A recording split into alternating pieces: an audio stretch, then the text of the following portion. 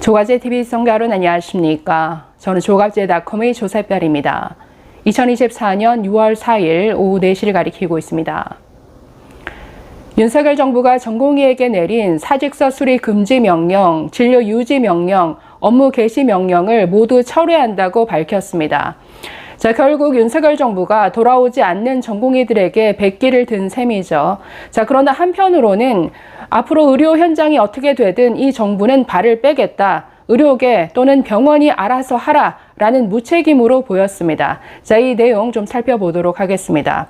자, 조금 전 3시에 조규홍 보건복지부 장관이 나와서 브리핑을 하고 기자들의 질문을 받았습니다. 그리고 전병황 실장이 추가 질문, 답변을 했는데 이 브리핑 내용을 보면서 참 짜증이 많이 났습니다. 왜냐하면 보건복지부 스스로가 돌아오지 않는 전공의들을 어떻게 다뤄야 할지 아무런 대책도 없고 아직도 정리되지 않은 채 이런 발표를 한 것처럼 보였습니다.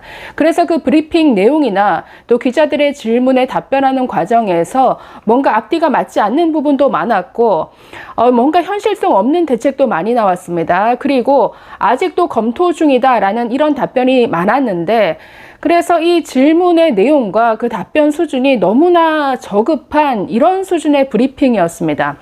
자, 먼저 그 조규홍 복지부 장관의 브리핑 내용부터 보시죠. 병원장에게 내린 사직서 수리 금지 명령과 전공의에게 부과한 진료 유지 명령, 업무 개시 명령을 오늘부로 철회한다라고 밝혔습니다. 자, 이 명령 철회 배경에 대해서 이렇게 말합니다.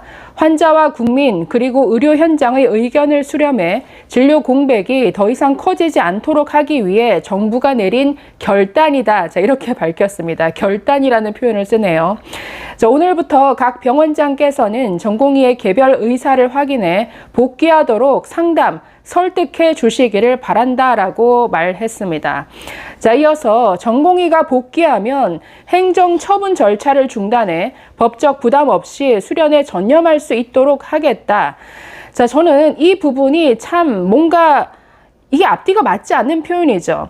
자, 명령을 철회한다라고 밝혔습니다. 그러면 사직서 수리를 하겠다라는 뜻이죠. 사직서 수리하면 그 병원을 떠나는데 지금 이렇게 말하고 있죠. 복귀를 하면 행정처분 절차를 중단해서 부담 없이 수련에 전념할 수 있도록 하겠다. 자, 그럼 복귀 안 하면 어떻게 한다라는 얘기죠. 그럼 떠난 전공의들을 향해서 뭔가 별도의 또 행정처분을 할 수 있다라는 얘기입니까? 그러니까 이 부분이 굉장히 혼선을 줬습니다. 그래서 이 부분을 가지고 기자들이 계속 질문을 했는데 여기에 대한 답변조차 명확하지 않아서 앞으로 이 부분은 또 다른 논란이 될 것 같다라는 생각이 들었습니다. 자, 이어서 보시면 조속히 복귀하는 전공의들은 차질 없이 수련이 이루어지도록 하겠다. 자, 이렇게 밝히고 수련 기간 조정 등을 통해 필요한 시기에 전문의를 취득할 수 있도록 추진하겠다. 이 경우에도 수련의 질이 저하되지 않도록 프로그램을 보완하겠다.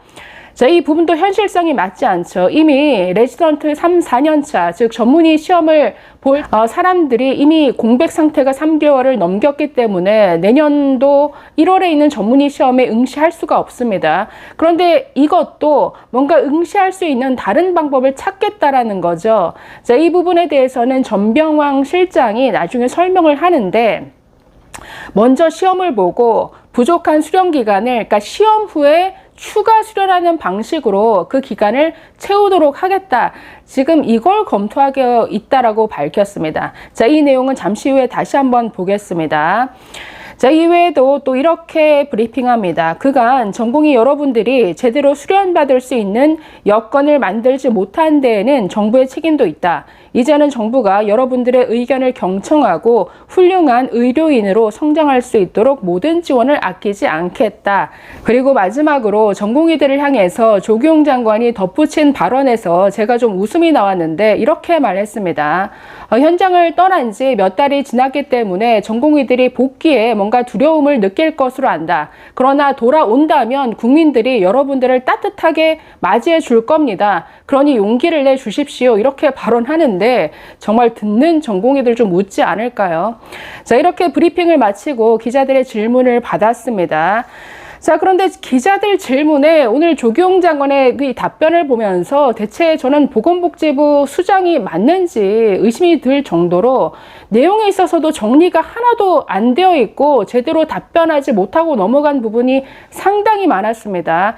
그래서 결국 전병왕 의료정책 그 관리실장이 나와서 다시 한번 질문을 받고 답변을 했는데, 제가 앞에서도 말씀드렸지만 복귀를 하면 전공의들한 행정처분 중단하겠다라고 말했습니다. 이 중단의 의미가 뭐냐? 기자들이 당연히 질문을 하죠.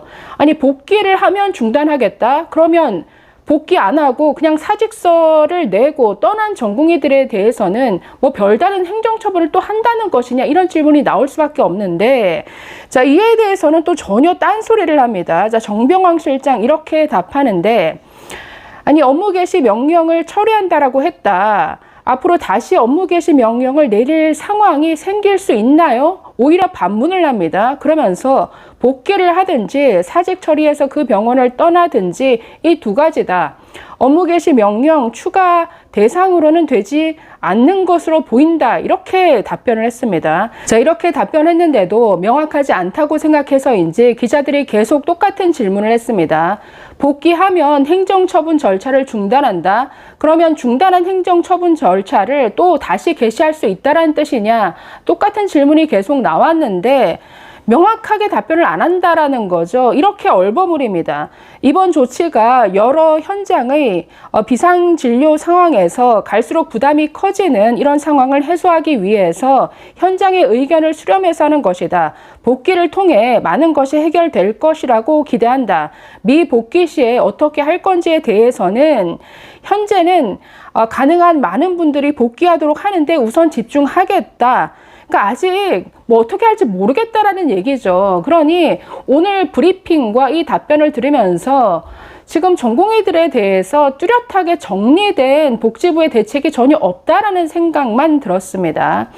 자, 이 외에도 복귀하는 그 전공의들이 그 부족한 수련 기간을 어떻게 채워줄 것인가. 자, 이 부분에 대해서 복지부 이렇게 말했습니다. 자, 인턴 1년 차 같은 경우에는 그 수련 기간을 다 채워야 그 레지던트로 그 올라갈 수가 있죠. 그러니까 인턴 1년에 대해서는 이렇게 말합니다. 그러니까 규정을 바꿔서라도 수련 기간을 단축하더라도 일단 복귀하면 내년에 레지던트 과정으로 들어갈 수 있도록 하겠다라고 밝혔습니다.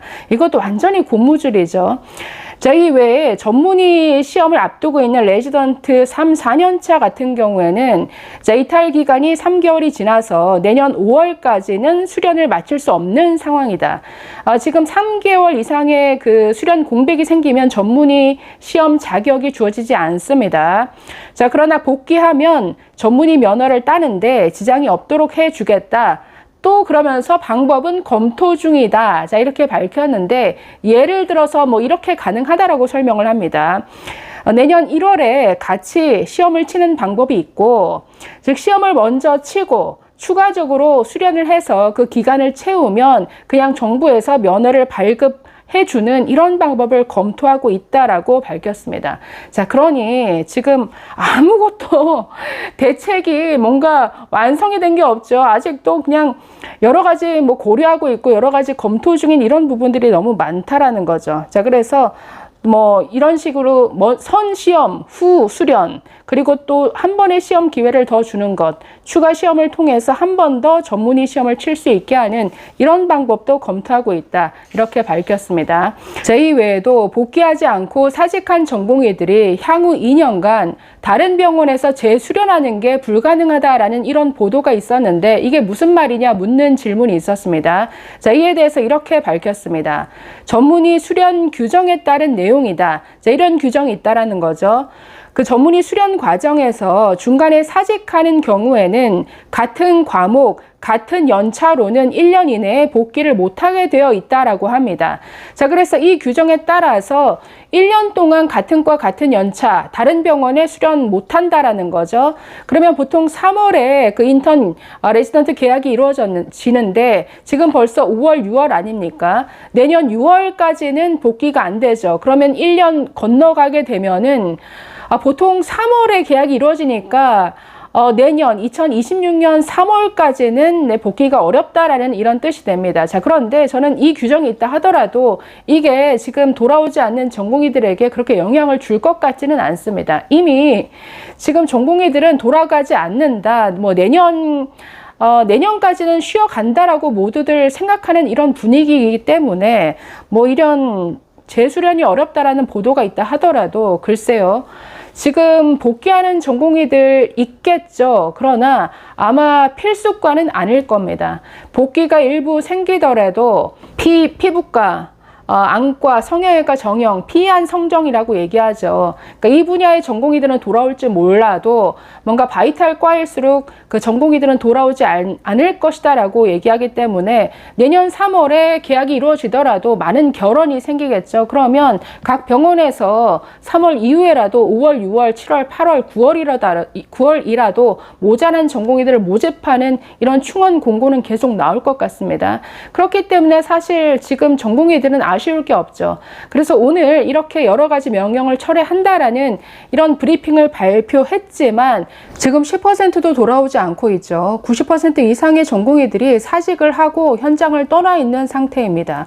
자, 그러면 앞으로 상급 종합병원만 더 어려워지겠죠. 안 그래도 지금 도산 위기다라는 언론 보도가 계속 나오고 있는데 이번 결정으로 전공의들이 추가적으로 돌아올 것이냐, 저는 굉장히 회의적입니다. 그래서 앞으로 상급 종합병원들의 또 경영난은 더 심화되지 않을까라는 생각이 들고, 오늘의 결정으로 오히려 이 정부는 이 뭔가 의료 현장에서 발을 빼는 듯한 이런 무책임, 그러니까 알아서 의료계가 또는 병원이 알아서 하라라는 이런 식으로 가지 않을까 하는 이런 우려가 더 앞서는 오늘의 브리핑이었습니다. 감사합니다.